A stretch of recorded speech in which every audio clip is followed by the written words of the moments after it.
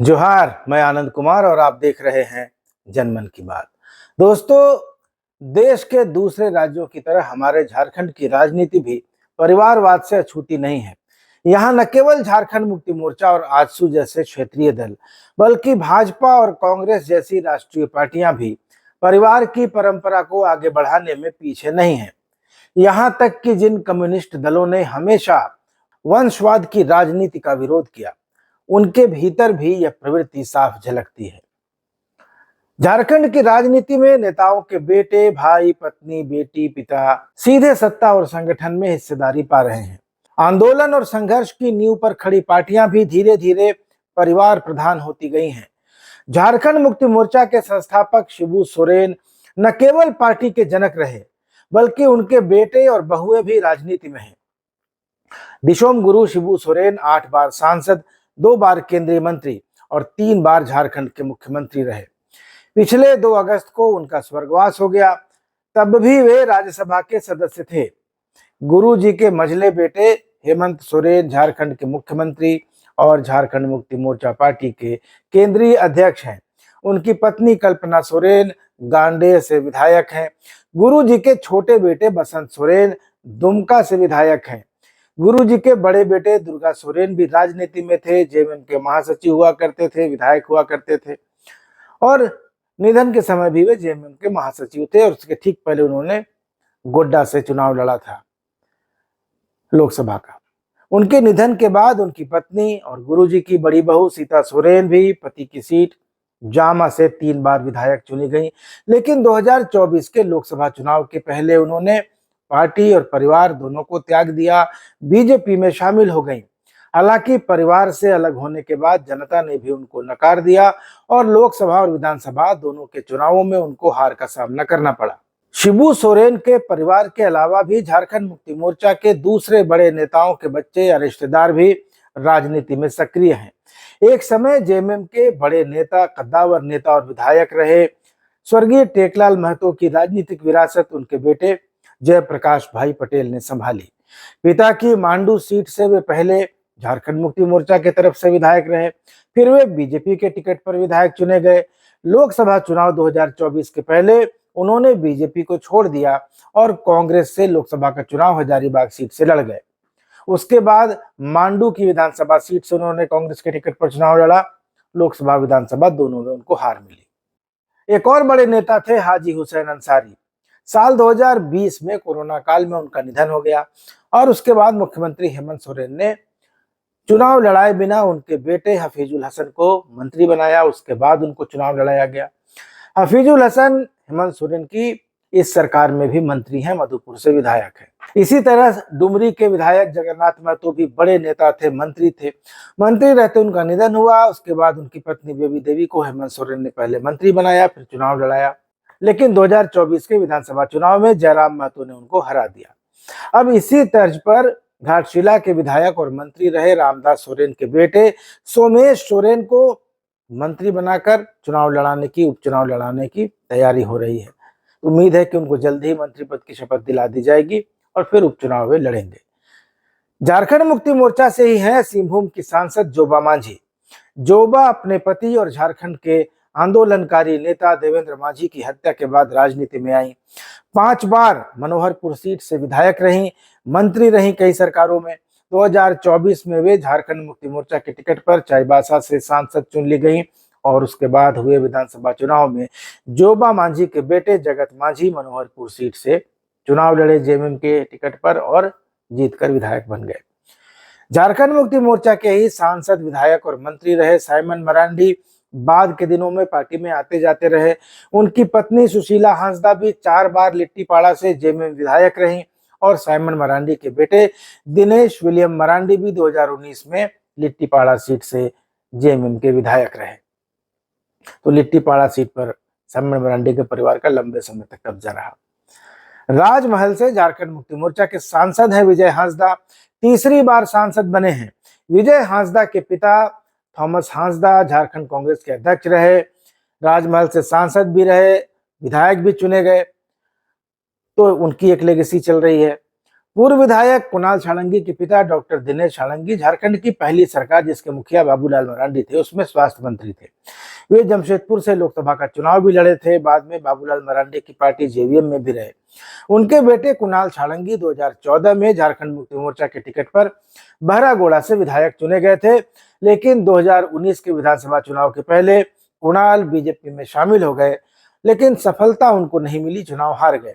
2024 के विधानसभा चुनाव के पहले कुणाल की झारखंड मुक्ति मोर्चा में वापसी हो गई। तो बहरागोड़ा में ये पिता पुत्र की लेगेसी चल रही है। झारखंड मुक्ति मोर्चा के अध्यक्ष रहे निर्मल महतो की हत्या के बाद उनके भाई सुधीर महतो राजनीति में आए थे और विधायक भी बने, मंत्री बने, डिप्टी सीएम भी रहे।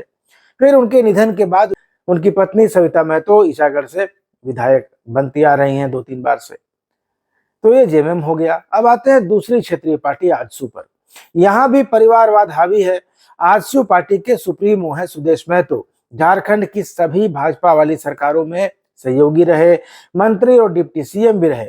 उनके मौसा हैं चंद्र प्रकाश चौधरी, पहले रामगढ़ से विधायक होते थे, राज्य सरकार में मंत्री होते थे, अभी गिरिडीह से सांसद हैं, दूसरी बार चुने गए हैं।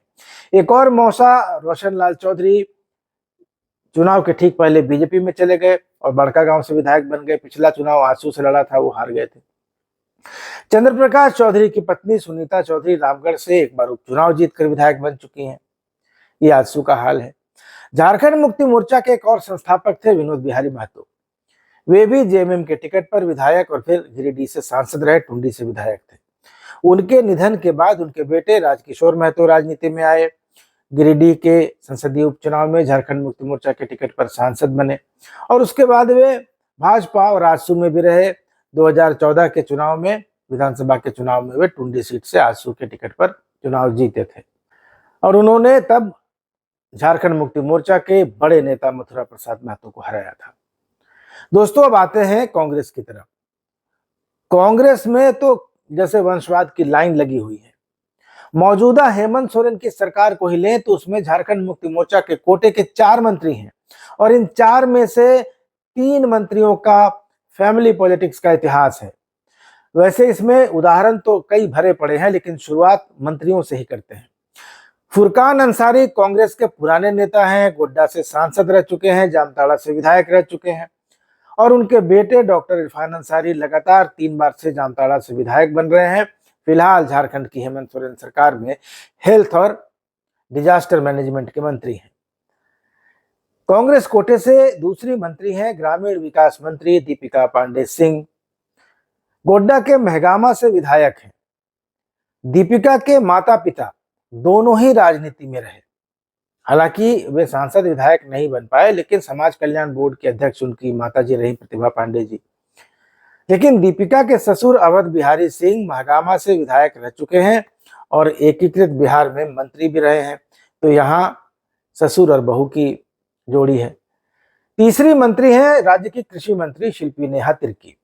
वे झारखंड कांग्रेस के कार्यकारी अध्यक्ष और पूर्व मंत्री बंधु तिर्की की बेटी हैं।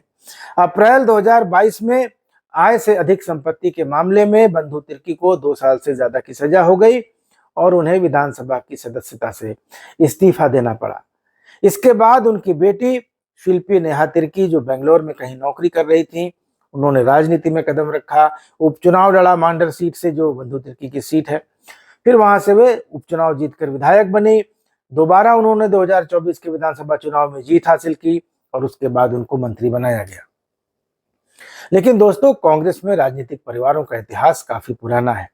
रांची से 2 बार सांसद रहे थे शिव प्रसाद साहू। इंदिरा गांधी के करीबी माने जाते थे, कांग्रेस में काफी पकड़ थी। उनके निधन के बाद उनके भाई कांग्रेस की राजनीति में आए।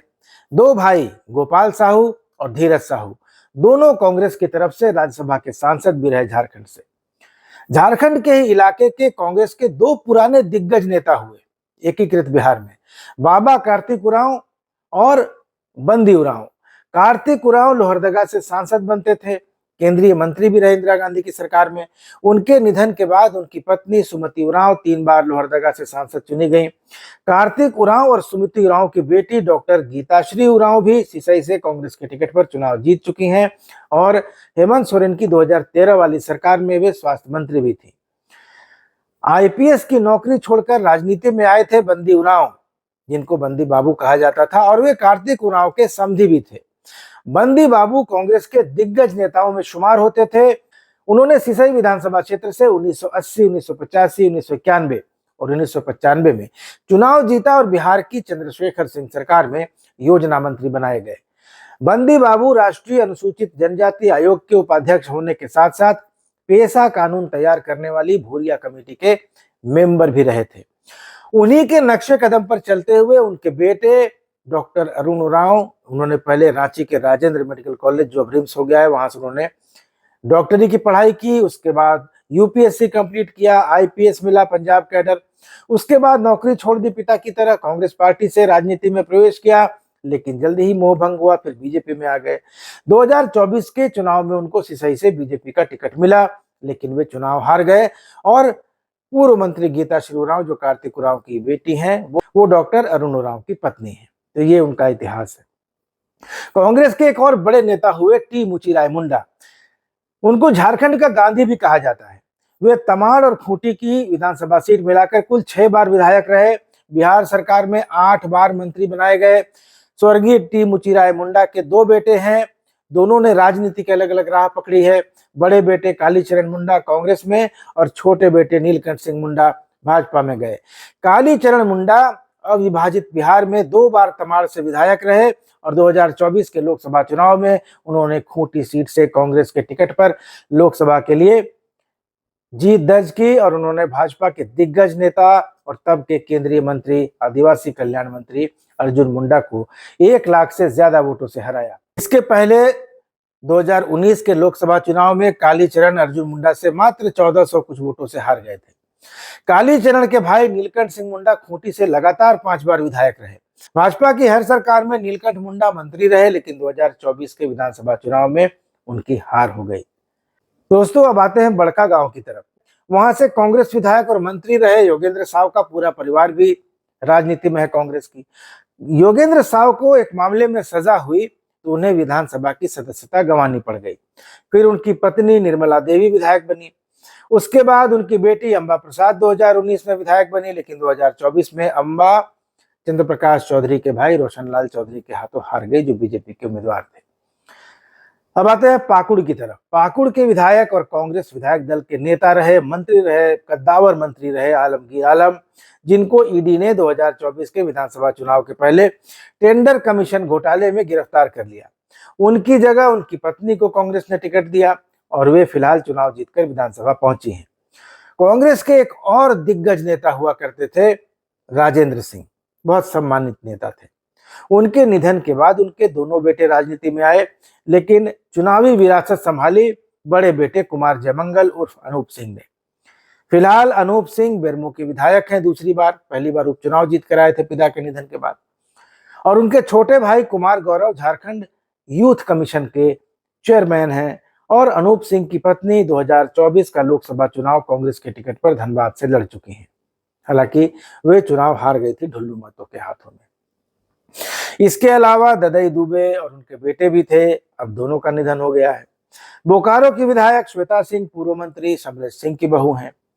तो ऐसे अनेकों उदाहरण कांग्रेस में हैं। यही नहीं, भाकपा माले जैसी कम्युनिस्ट पार्टी ने महेंद्र सिंह की हत्या के बाद किसी आम कार्यकर्ता को, किसी कैडर को नहीं, बल्कि महेंद्र बाबू के ही बेटे विनोद सिंह को बगोदर से टिकट दिया और वे 3 बार विधायक रहे।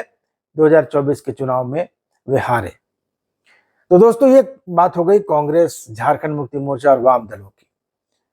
अब आते हैं भारतीय जनता पार्टी पर, जो हमेशा दूसरे दलों को वंशवादी बताकर उनकी आलोचना करती है।